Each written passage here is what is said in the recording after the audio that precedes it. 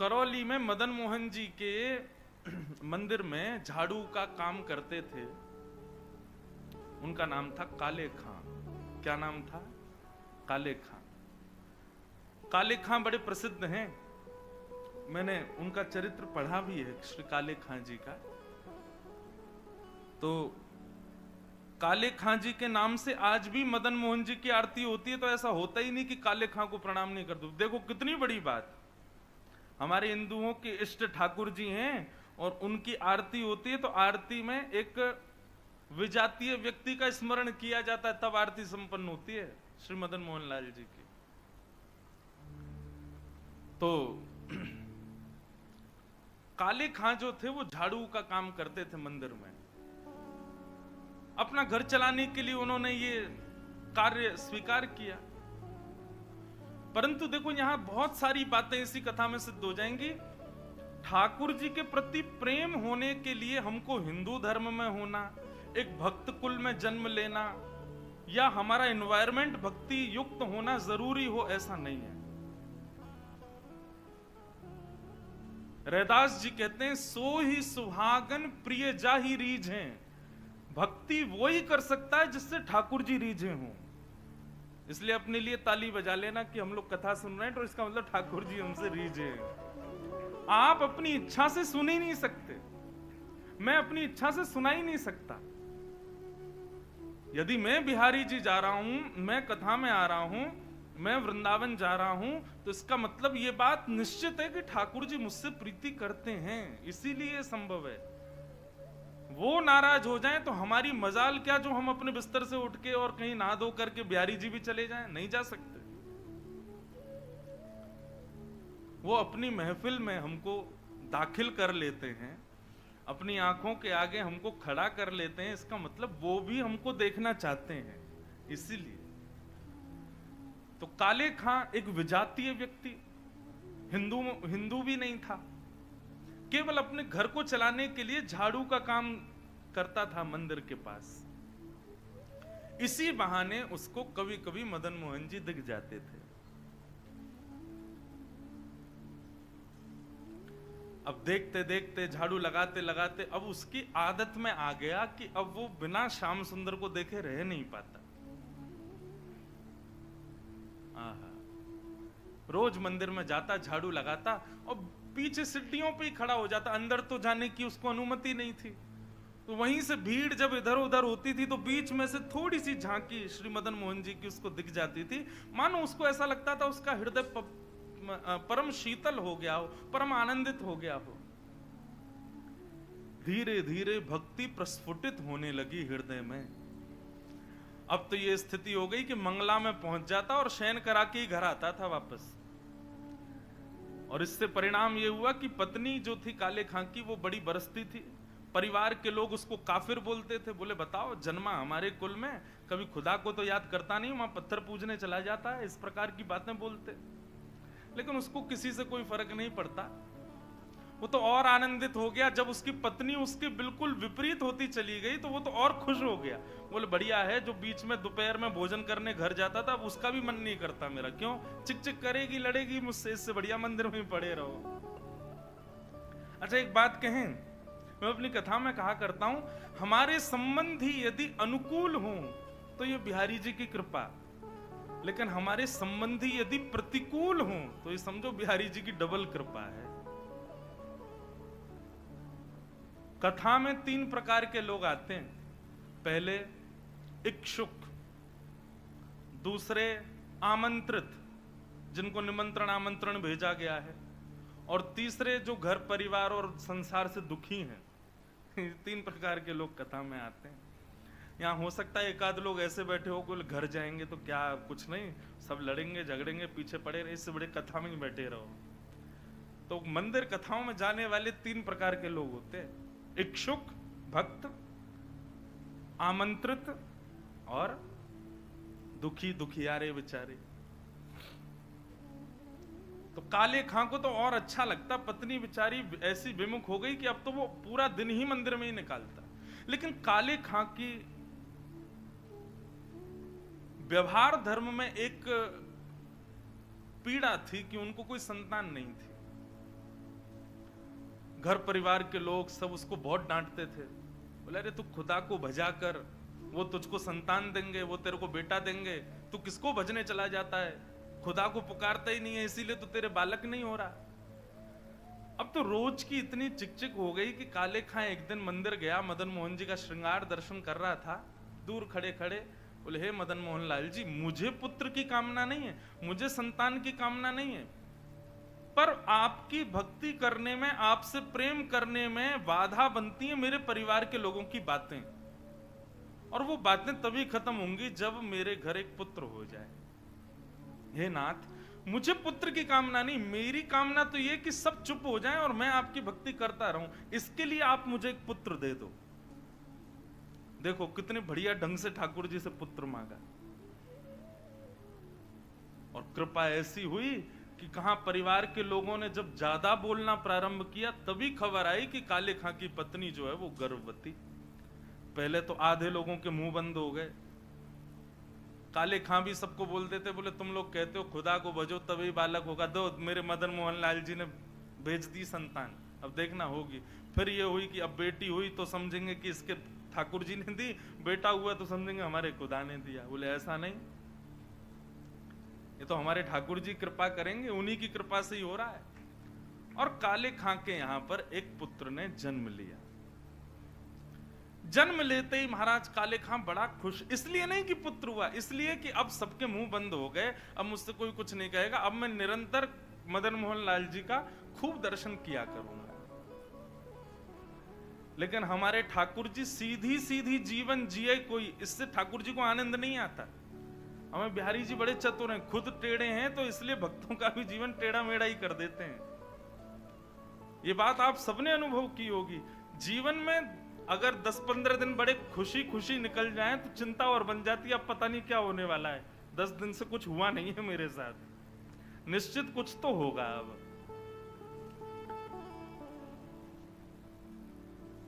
काले खां का पुत्र 8 वर्ष का हो गया, सब आनंदित था, काले खां बड़ा प्रसन्न। अब तो जन्माष्टमी भी मनाता है, राधाष्टमी भी मनाता है, रामनवमी भी मनाता है, घर वालों को नहीं बताता, बस मंदिर में जाके सब उत्सव होते हैं उसमें आनंद करता है। 8 वर्ष का बालक काले खां का यमुना जी के तट पर, नदी के तट पर कहीं खेल रहा था अपने मित्रों के साथ, और एक सर्प ने उसको डस दिया। सर्प के डसते ही महाराज नीला पड़ गया उसका पुत्र, बेहोश होके गिर गया। बालक दौड़े दौड़े गए काले खां के घर, काले खां तो मंदिर में था, उसकी पत्नी को जाके बताया। पत्नी रोते रोते मंदिर पहुंची, जाकर के बोली जल्दी चलो, हमारे बेटे को सर्प ने डस दिया है, वो नदी के तट पर बेहोश पड़ा है, मैं जा रही हूं उसके पास, तुम जाओ किसी झाड़ फूंक वाले को लेके आओ, हमारा बेटा मर जाएगा। लेकिन काले खां व्यस्त था ठाकुर जी की श्रृंगार आरती में, श्रृंगार आरती हो रही थी। पत्नी इतना बोल करके लौटने लगी, लौट करके उसने पीछे देखा कि आए कि नहीं, तो देखा तो काले खां तो ठाकुर जी को ही देख रहा था। पत्नी जाकर के बरसने लगी, बोले तुमको अभी भी यही दिख रहे हैं? अरे हमारा बेटा मरने वाला है, देरी करोगे, कोई झाड़ फूंक वाला नहीं पहुंचा तो उसकी मृत्यु हो जाएगी। लेकिन काले खां तो अभी भी मदन मोहन जी को ही देख रहे थे। पत्नी ने कहा यदि मेरे पुत्र को कुछ हो गया ना तो फिर देखना मैं क्या करती, तुम्हें और तुम्हारे इस मदन मोहन को दोनों को देखूंगी मैं। ऐसा कहकर के पत्नी तो चली गई, काले खां वहीं खड़े रहे, नेत्रों से अविरल अश्रुधार बहाने लगे, इसलिए नहीं कि पुत्र को सर्प ने डसा, इसलिए हे मदन मोहन लाल, क्यों आप चैन से नहीं बैठने देते मुझको, क्यों आप चैन से मुझे दर्शन नहीं करने देते? ये सब मुझे पता है आपकी लीलाएं हैं, और ये सब क्यों करते हो ये भी मुझे पता है, मुझे परखने के लिए कि मैं अपनी स्थिति से च्युत तो नहीं हो रहा कहीं। लेकिन मेरा पुत्र दिया आपने था तो बचाओगे भी आप ही, और पुनः कहूंगा इसलिए नहीं कि मेरा पुत्र है, इसलिए कि मैं आपसे दूर ना हो जाऊं, बस मेरे पुत्र को बचाना। संध्या आरती के बाद जैसे ही कपाट बंद हुए, काले खां नदी के तट पर पहुंचा। भीड़ इकट्ठी थी। पत्नी को जैसी पता चला काले खां, बोले आगे ओझा को नहीं लाए, झाड़ फूंक वाले को, बोले वो तो मैं भूल गया। इतना कहना हुआ कि महाराज परिवार के लोगों ने काफिर काफिर कहकर के काले खां को सुनाना प्रारंभ कर दिया। दौड़ करके गए, ओझा को लेकर के आए। जैसे ही ओझा ने आकर के उसकी नब्ज आदि देखी तो कहा ये बालक तो जीवित नहीं है, इसकी तो मृत्यु हो चुकी है। सब रोने लगे। काले खां की पत्नी ने अपने पुत्र को गोद में उठाया और ले गई और मदन मोहन जी के द्वार पर जाकर के अपने पुत्र को रख दिया। बोले बहुत कहते थे मदन मोहन लाल जी ने दिया, मदन मोहन लाल जी ने दिया, तो ये जीवित करके दिखाएं इसको अब। और यदि ये जीवित नहीं हुआ, खुद भी मर जाऊंगी, तुमको भी मार दूंगी और पूरे परिवार को नष्ट कर दूंगी इन्हीं की दहली पर। तब काले खां ने मदन मोहन लाल जी को निहारा और निहार करके कुछ शब्द काले खां ने लिखे। हैं तो थोड़े उर्दू के अल्फाज, लेकिन हैं बहुत सुंदर। इनमें से कई शब्दों के अर्थ तो मुझे भी नहीं पता, उर्दू में। पर एक बात कहें, भक्त की जब चरमोत्कृष्ट भक्ति हो जाती है ना, तो उसकी भक्ति शब्दों के रूप में निकलने लगती है। जब भक्ति चरम स्थिति में पहुंचती है, कहां मीराबाई ने नहीं गाया, सूरदास ने नहीं गाया, तुलसीदास ने, सबने गाया। एक बात नोट कर लीजिएगा, जिसने पाया उसने गाया, और जिसने नहीं पाया वो गा नहीं पाया कभी। यदि बिहारी जी मिलेंगे ना, तो आप गाने का प्रयास नहीं करोगे, गाना अपने आप होगा, अपने आप प्रकट होंगे शब्द आपके मुख से। अभी हमारी स्थिति क्या है, अभी हम सूरदास के पद गाते हैं, अभी मीराबाई के पद गाते हैं, अपने हमारी कोई निर्माण नहीं है, अपनी हमारी कोई सामर्थ्य नहीं है। पर जिस दिन बिहारी जी मिलेंगे, उस दिन जिह्वा में सामर्थ्य आएगी और आप कुछ ना कुछ गाओगे, ये निश्चित है। जो पाएगा वो गाएगा। काले खां मदन मोहन लाल जी की ओर देखने लगा और कहने लगा, मुसफक साफीक रफीक दिल दोस्त मेरे नजदीकी हकीकी ख्याल कीजिए। मेहरबान कदरदान आला तू जहान बीच, मुझसे गरीबों का गुनाह माफ कीजिए। काले बेकरार खड़ा तेरे दरबार पे, नंद के कुमार जरा गौर अब कीजिए। हिंदुओं के नाथ तो हमारा कुछ दावा नहीं, जगत के हो नाथ तो हमारी सुध लीजिए। हे मदन मोहन लाल, एक द्वार पर खड़ा है तुम्हारे, यदि तुम हिंदुओं के नाथ हो तो हम वापस चले जाएंगे, कोई कृपा मत करना। पर मैंने सुना है लोग आपको जगन्नाथ बुलाते हैं। जगत के हो नाथ, जगत के हो नाथ तो हमारी सुध लीजिए। बस ये बात कहनी हुई, नेत्रों से अविरल अश्रुधार बहने लगे काले खां के, और देखते ही देखते जैसे ही अश्रुधार का एक बिंदु नीचे पड़े हुए काला पड़ गया था पुत्र विष के कारण, जैसे एक बिंदु जाकर के उस पुत्र के मुखमंडल पर पड़ी, पड़ते ही उसका जो काला वर्ण हो चुका था वो श्वेत होने लगा, और धीरे धीरे पुत्र ने आंख खोलनी प्रारंभ करी। उठ करके बैठ गया, देखने लगा, जल पी करके बोला, अब्बा अम्मी, जो उसके माता पिता थे उनको उन्हीं शब्द में पुकारा। बोले कि वो कहाँ गया? बोले कौन? अरे अभी जो यहाँ खड़ा था, मेरे समान छोटा सा बालक था, मेरे जैसा ही सांवला उसका वर्ण था, मोर मुकुट पहनी थी, बहुत सुंदर उसकी मुस्कान, उसके ऐसे सुंदर नेत्र थे, वो मेरा सखा है, वो मेरे गले में गलवैयां डाल करके खड़ा था, कहाँ गया वो? और और ये भाव देखते ही वहां खड़े जितने लोग थे सबने मदन मोहन लाल जी को दंडवत प्रणाम किया। सब समझ गए, बोले किसने की है कृपा हमको पता है। तब से लेके आज तक श्री मदन मोहन लाल जी की आरती होती है तो आरती होते ही वहां का एक आरती पूर्ण होते ही एक पंक्ति गाई जाती है। कारे के बेटा को जब कारे ने खाया, कारे के बेटा को जब काले ने खाया, कारे की कविता सुन बेटा जिवायो है।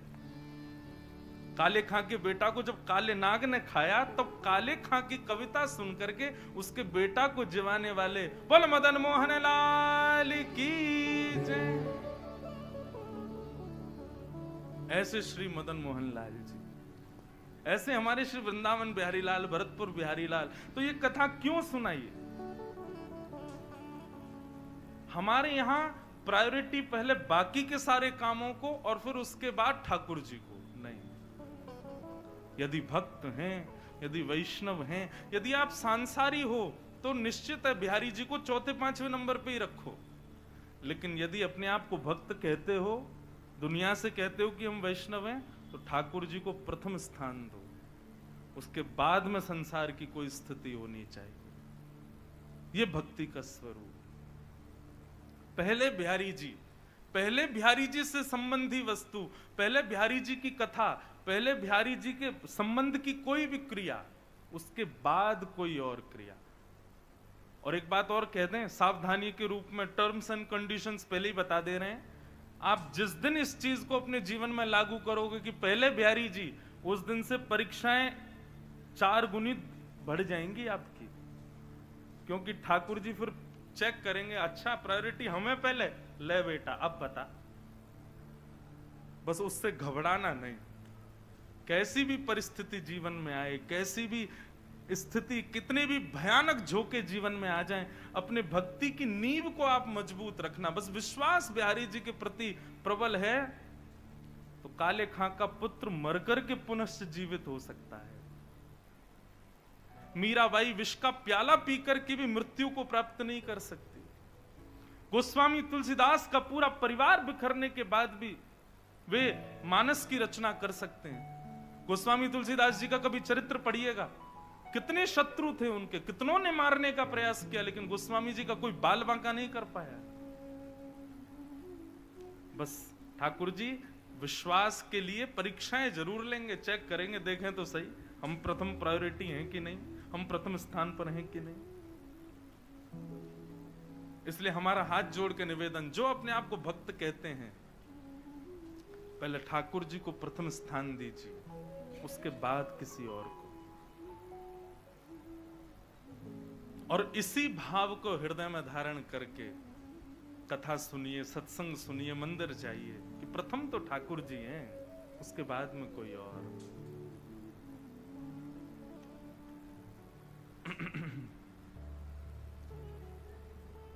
बोलो वृंदावन बिहारी लाल की जय।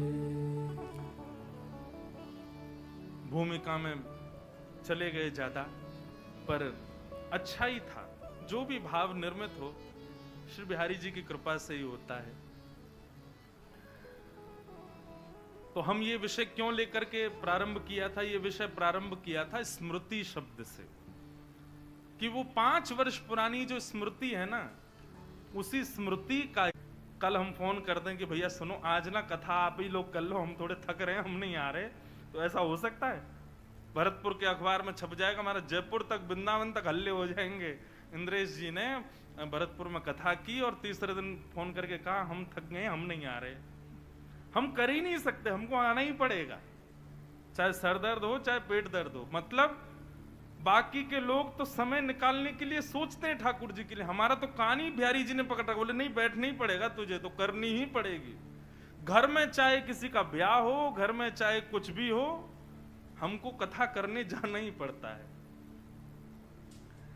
तो ये तो ठाकुर जी की हम पर कृपा है, तो इससे पुण्य तो बनते होंगे बंधुओं, कथा सुनाते हैं, इतने लोग सुनते हैं, तो पुण्य तो मिलते होंगे।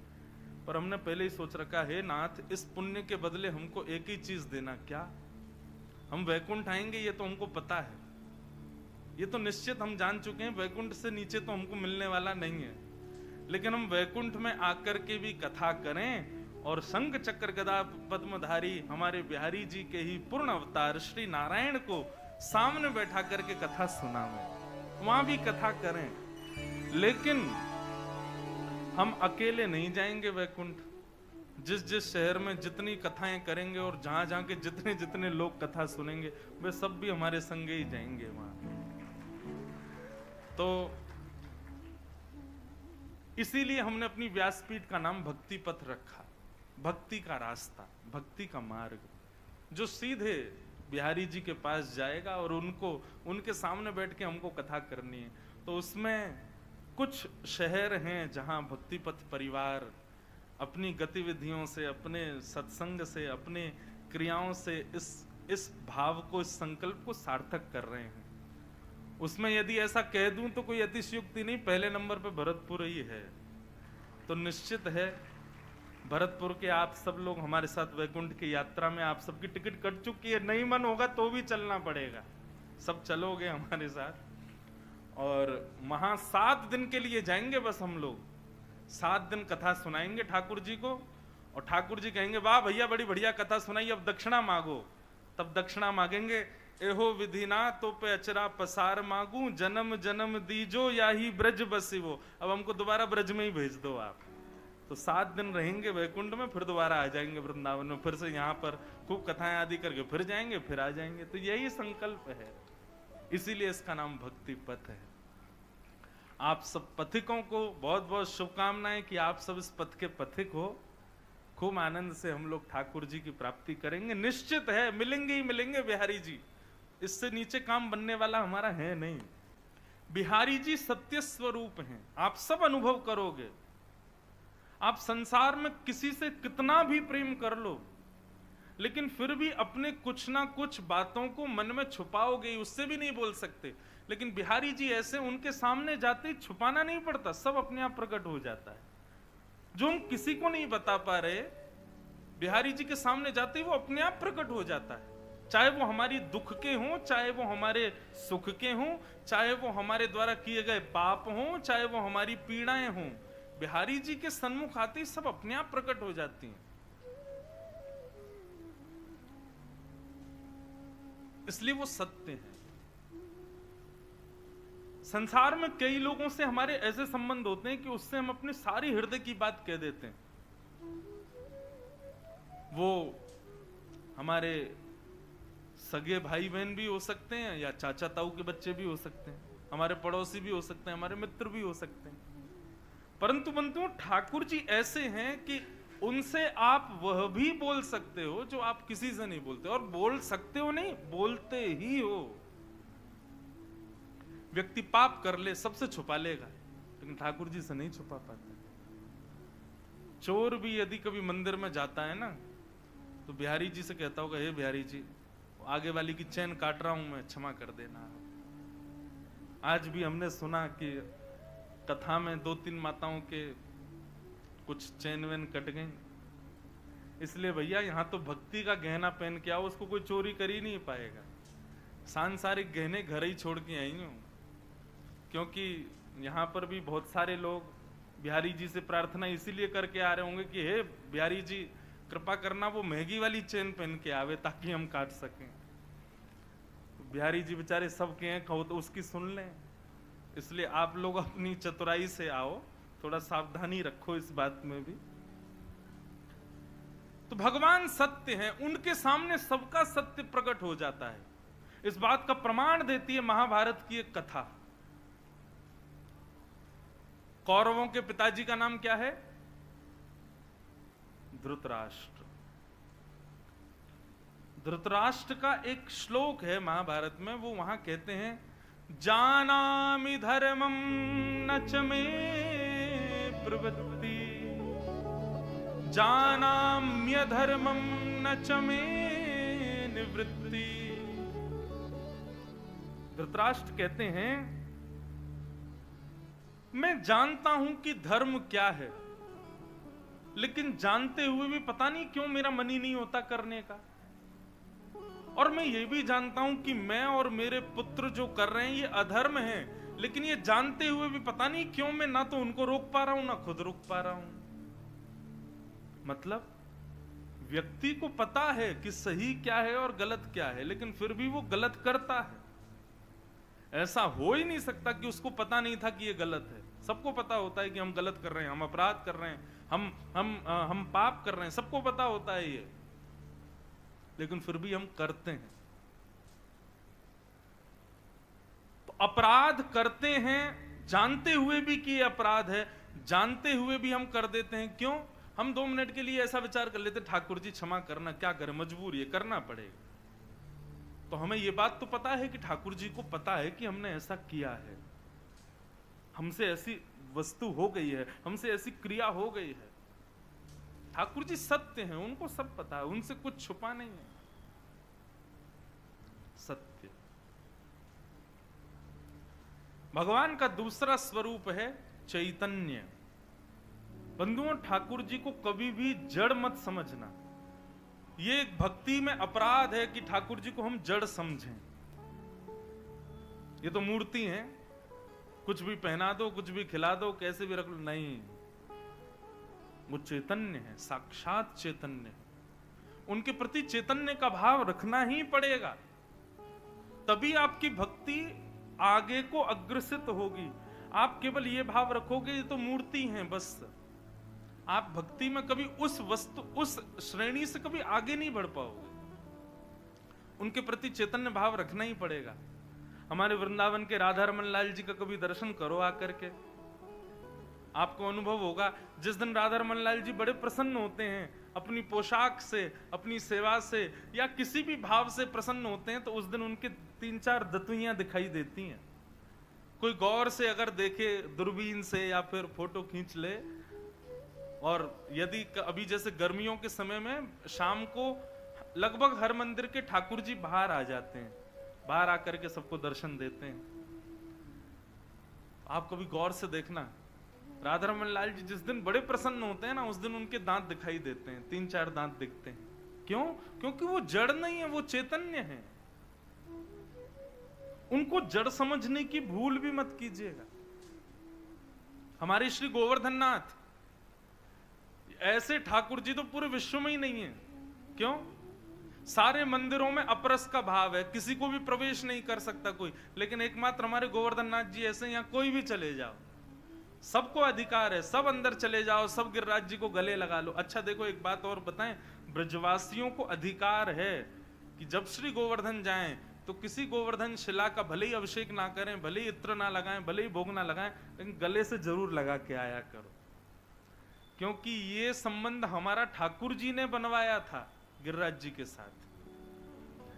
और एक और बात बताएं, गिरिराज जी में जितनी भी शिलाएं, गिरिराज जी से जो अलग शिलाएं दिखाई देती हैं, जो गिरिराज जी पर लेटी हुई हैं, ये सब अनन्य ब्रजवासी ही शिला बनकर के गिरिराज जी को माने आलिंगन कर रहे हैं, अपने हृदय से लगा रहे हैं। हमारे गिरिराज जी को आलिंगन जरूर किया करो, श्री गोवर्धन नाथ जी को। तो भगवान चैतन्य है, वो जड़ नहीं है, जड़ कभी नहीं मानना उनको। आप जिस दिन ये भाव रखोगे कि ये जड़ हैं, आपसे उसी दिन से अपराध बनने प्रारंभ हो जाएंगे। सेवा में अपराध, भोग में अपराध, भक्ति में अपराध, उसी दिन से अपराध बनने लग जाएंगे। इसलिए आप उनको चैतन्य समझो। चैतन्य समझोगे, चैतन्य मानोगे। अच्छा, चैतन्य मानने का मतलब एक और सुन लीजिए, इसका मतलब ये भी नहीं कि आप ठाकुर जी को सब जगह संगी लेके चलो, दलिया में कहीं भी ले जा रहे हैं, कहीं का समय, इस समय ठाकुर जी गौचारण में ही होते हैं, अपने ग्वाल बालों के संग होते हैं। इसी भाव से हम कथा में आते हैं कि ठाकुर जी तो गैया चरावे गए, हम कथा करवे चले जाए, शाम को जब जाएंगे तब तक ठाकुर जी आ जाएंगे। ये भाव बंधुओं कब प्रकट होंगे? जब आप अपने ठाकुर जी को जड़ ना समझ के चैतन्य समझो। जैसे हमें सर्दी लगती है, हमें गर्मी लगती है, हमें भूख लगती है, हमें प्यास लगती है, ऐसे ही ठाकुर जी हैं, वो जड़ नहीं है। व्यक्ति के कमरों में एसी लगे हैं, ठाकुर जी के कमरे में पंखा लगा है, वो भी जोर जोर से आवाज कर रहा है, चर्र चर्र चर्र, धीरे धीरे चलता है। क्यों? ठाकुर जी के लिए भी एसी लगाओ। वो जड़ नहीं है, वो चैतन्य है। ठाकुर जी के लिए भी उतनी व्यवस्थाएं रखो जितनी व्यवस्थाएं आपके लिए हैं। और ये सब भाव बंधुओं कब प्रकट होंगे? जब भगवान को आप जड़ नहीं समझो, चैतन्य समझो। बुरा नहीं मानिएगा, कान पकड़ के क्षमा है सब लोगों से। अपने कमरों का कद देखिए और ठाकुर जी के मंदिर का कद देखो, छोटा ही होता है हर घर में। हमारे घर आना, हमारे लाल जी का कमरा देखना, सारी फैसिलिटी है हमारे ठाकुर जी की। ऐसा नहीं कि उनको जरूरत है, ऐसा इसलिए क्योंकि हमें पता है वो चैतन्य है, वो जड़ नहीं है, उनको चैतन्य भाव है।